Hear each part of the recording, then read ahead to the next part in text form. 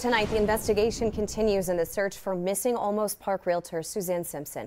She hasn't been seen in more than 2.5 weeks. Suzanne's husband, Brad Simpson, faces 2 new charges in the case, and Brad's longtime business partner is charged with evidence tampering. 65-year-old James Cotter is in the Bexar County Jail on a $500,000 bond. He's accused of hiding a fully automatic AK-47 that belonged to Simpson at his home. An arrest affidavit says Cotter and Simpson were in constant contact in the days after Suzanne's disappearance.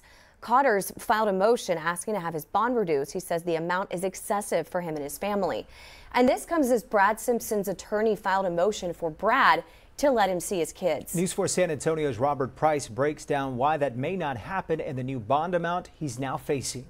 More than 2 weeks after Suzanne Simpson was last seen alive, her husband, Brad Simpson, remains in the Bexar County Jail on assault and unlawful restraint charges. Of course, we're looking at Brad because of the fact of the family violence. Arrested for a physical confrontation with Suzanne, witnessed by a neighbor the night she went missing. His bond was set at $2 million, much higher than normal for misdemeanor charges. He may be a danger to her, and so that's why the bond was so high. Then came that federal detainer, the ATF placing a detention hold on Simpson for having a short-barreled rifle that was not registered to him. Throw in a new evidence tampering and weapons charge this week, and his bond now sits at $3 million. The conditions of his bond preventing him from seeing his 4 children, something a former FBI agent we spoke to considers appropriate. These were all necessary, I believe, to protect the community and specifically his children. Brad Simpson disagrees, and his lawyer has now filed a motion looking to let him see his 4 kids,